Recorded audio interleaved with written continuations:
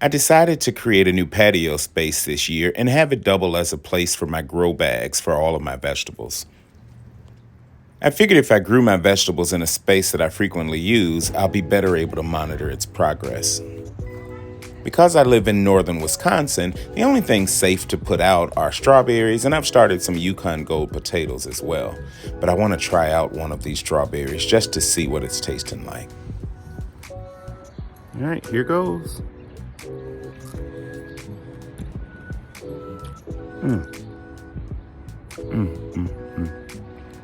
It's actually good.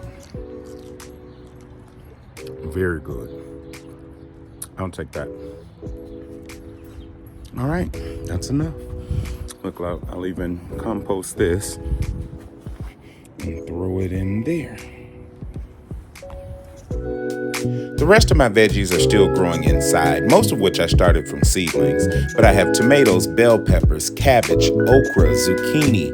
It's going to be a good season. Even some Cal White potatoes that are going to go out. We have about another week and we'll be ready.